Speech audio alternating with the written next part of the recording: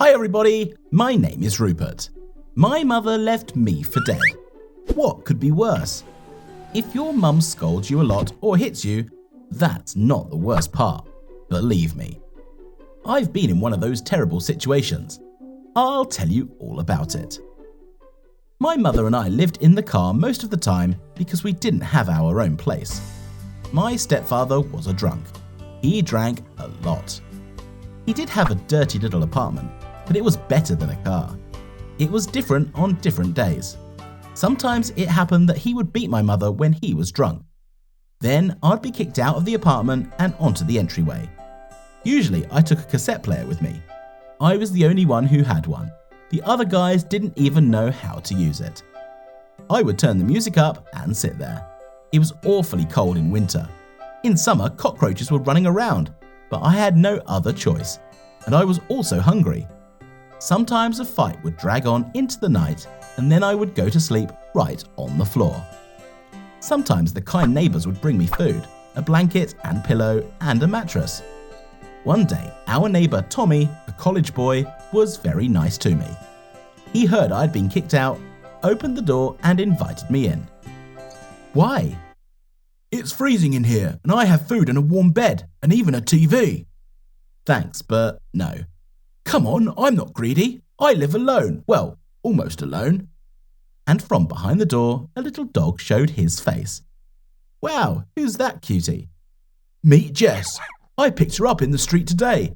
I guess she ain't got no mama. I felt sorry for her. It's cold in the fall, so I thought I'd take her so she wouldn't get bored. Do you want to feed her? I even have food. Come on. I went to see him, timidly looking back at my door. I knew this wasn't going to end well, so I decided I would stay with him for a couple of hours and then go back into the hallway, especially since he has food and I'm hungry. With Jess and Tommy, we played cool. We had a good meal first.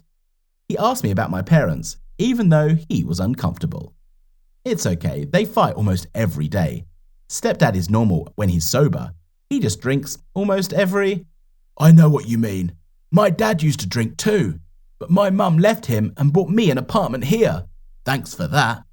It's not much of a neighbourhood, but it's better than living on the street. I look at you and I just think of me.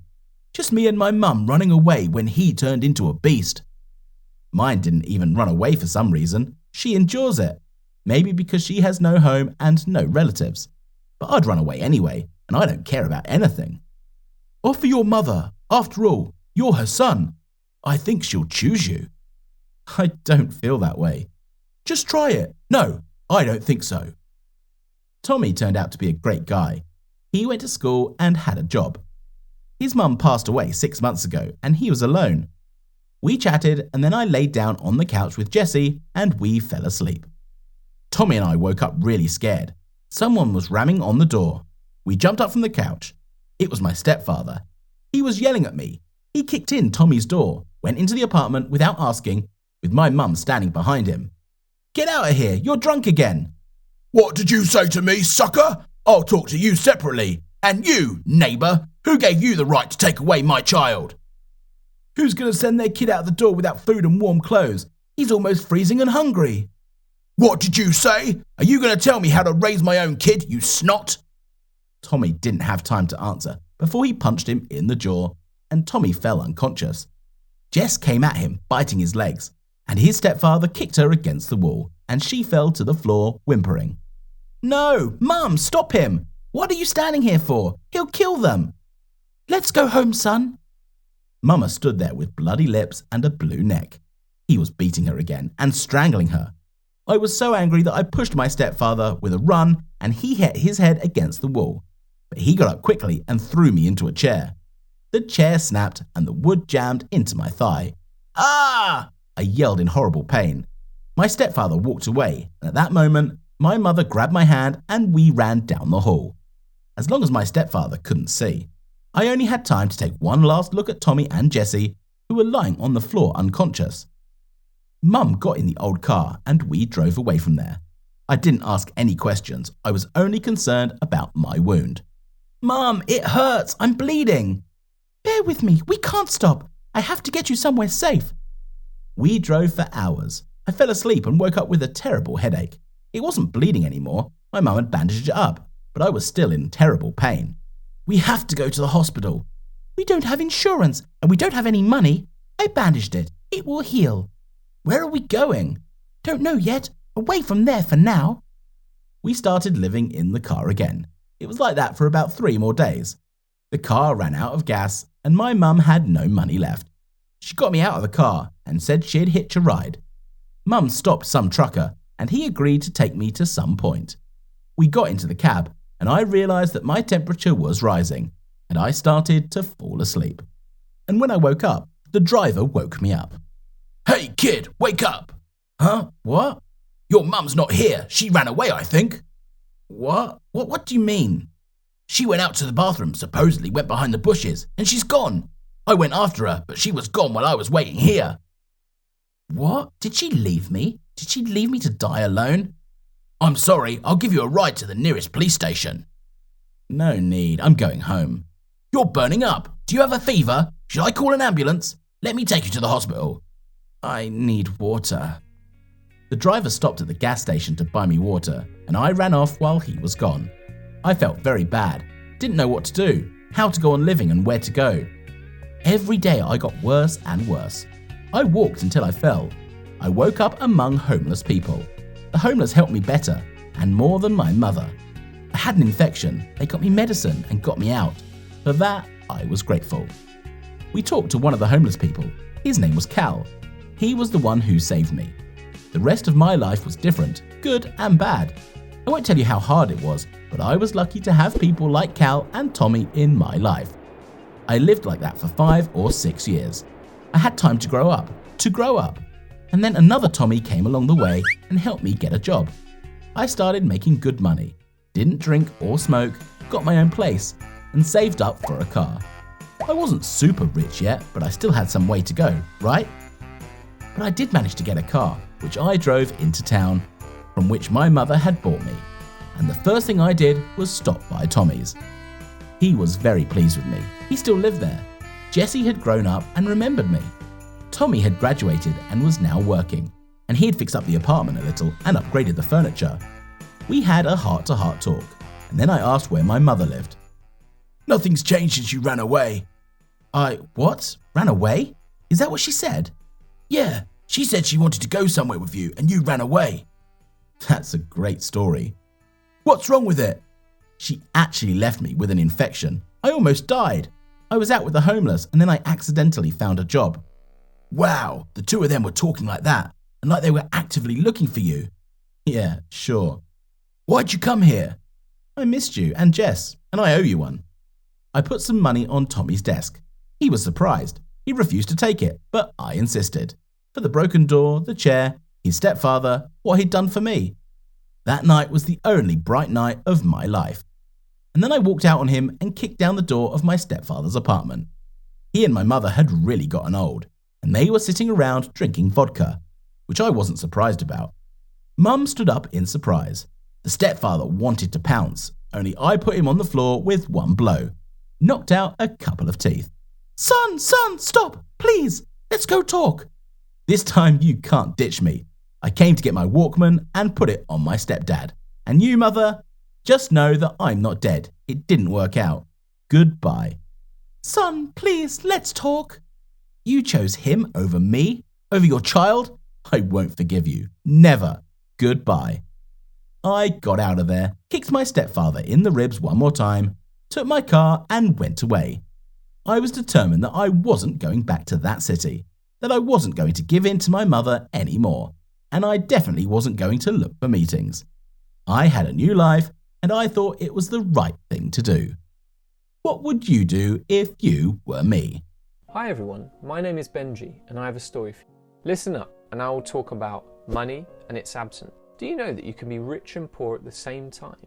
Here I will tell you how this is possible. Watch and listen until the end. Now, my parents can be said to be poor. They have a small house in a terrible estate, lots of debts, huge outstanding bills for the house, usually an empty refrigerator, and we don't have a lot of clothes. And at the same time, I live far away from them, abroad. I cannot say exactly where, but I have a huge villa, servants, security. I study in a closed school. dozens of cars in the garage and a huge bank account. I'm not talking about the fact that food is prepared by the best chefs in the world. I have a lot of friends, and none of them have any idea about the existence of my mother and father, although I communicate with them. What? There are even more questions. The usual dialogue with my father looks a little bit like this. How are you, Benjamin? I'm fine. How are you and Martha doing? Thank you. My wife is better, recovering. Okay. How are you doing? All right too. I have to go. We'll try to pay you back soon. Okay, thanks. Say hi to your wife. That's it. Life is an interesting thing.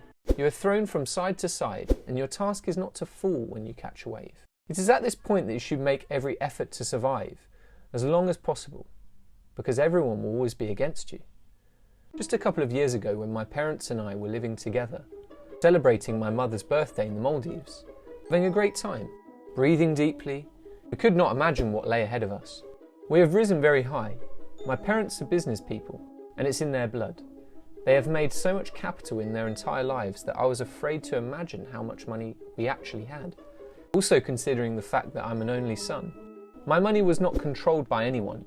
My dad replenished the credit cards once a month. I barely had time to spend the money. At that time I had a lot of friends, and my best friend was named Arthur. Yes, brother, I look at you and wonder how rich my folks are, but I don't even know how much they give you for pocket money. You could buy yourself a yacht in 6 months with such extravagance. Or 3. What? Buy a yacht in 3 months? What? Am I still driving your Bugatti? We can go for a ride there tomorrow. I just bought it yesterday. Today it was washed. I'll bring my swimming trunks tomorrow. Who should we call? All of them.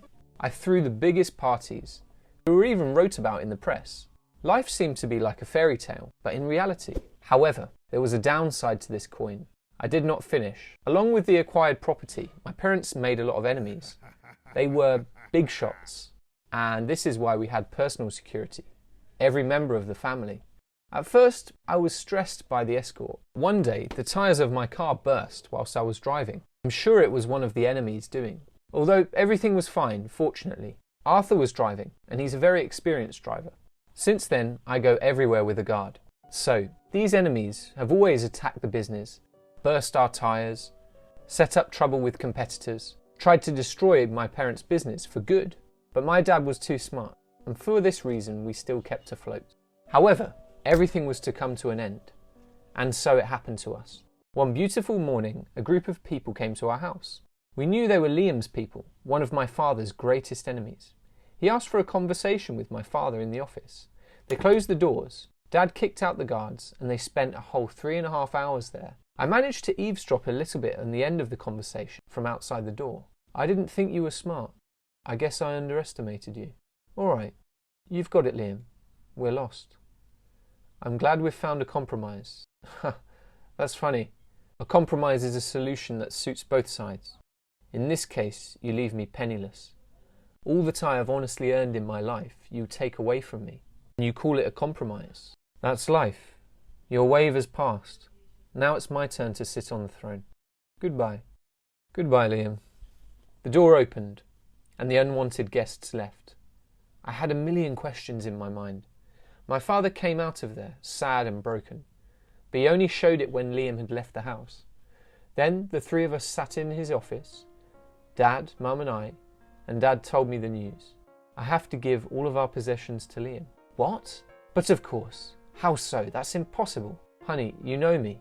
I've been in business so many years, and believe me, in this case, we can't do anything. This is the best solution, to go on his terms.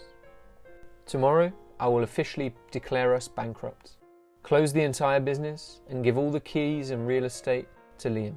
The reason of the failure, we'll sort out with the PR team. Dad, but maybe there's a chance. Yes, son. One of these days, I'll prepare the papers for you. We will no longer be your parents. You will be taken over by my old friend. You do not know him. No one knows him. And so much the better. You'll be in good hands. What? You're giving up on me? No way. What does our son have to do with it? I won't give it up. I understand everything. But you can trust me. My head was a mess. My mother and I didn't understand what was going on at all. Why did everything happen so suddenly, so abruptly? But I knew my father and trusted him, so I did as he said. The next day, we were officially declared bankrupt. All accounts were immediately emptied. Something was taken away by the estate. We paid salaries and compensation to the workers and other employees of the companies. They even took away our clothing. We have exactly $30,000 left to live on. Look for housing and all of the rest.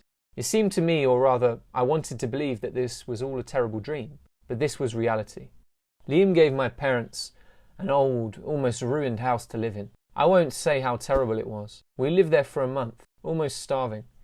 My mother found a job as a waitress, but my father couldn't find a job because of his reputation and the remnants of these legal cases. And I was told to keep my head down. A month later, my parents signed a waiver from me. I became officially not their child. All my father said to me was, "Trust me." So I didn't ask any more questions. After, I was immediately sent to an old friend of my father's. His name was Thomas, and at the station I was met by a middle-aged man, poorly dressed and not at all ceremonious. He brought me to his house, a small house, quite dirty. But you know what happened? Just next, it drove me crazy. He took me into the house, closed the windows, and led me to the basement, opened a secret door, and from there opened a view to another house. It was already a whole castle, underground, very bright. With workers, there were loads of people. He took off the top layer of his clothes, and under revealed a most fashionable suit, with diamond buttons. "Come to my office, I'll tell you everything," he said, and I ran after him, looking at the golden ceiling. "Son, your father and I have worked and have been friends all of our lives. However, we don't tell anyone about this, because we knew that sooner or later, something would happen. Someone else would ride the wave." What did my father say? That I am to adopt you. And I want you to know that your father is a businessman by blood, and his brain works faster than anyone else's. He has lost his property, pleaded bankruptcy, but really, what you had is just the tip of the iceberg. I won't tell you everything, because I don't know much myself, but what your father told me is to live to the fullest, to pretend that you don't know them as parents. He told you to continue your studies, to pretend that you are a different person. "We will change your last name, you will take mine, and you're going to start a new life, son, and your parents are going to lay low, all right?" I said yes, and after that I was given some documents, other bills, in the name of Uncle Thomas. I lived under his care, needed nothing, and officially cutting ties with my past friends and family, for the sake of the future. I called my parents under the guise of an old acquaintance, and could not even call them Mum and Dad. I called them by their name, to check if they were all right. Uncle Thomas took them money in cash, pretending to be homeless, and now we are waiting for our next wave. Tell me guys, did you like my story? Write your opinion about it in the comments below. Do not forget to leave your likes, share the video with your friends, and subscribe to the channel.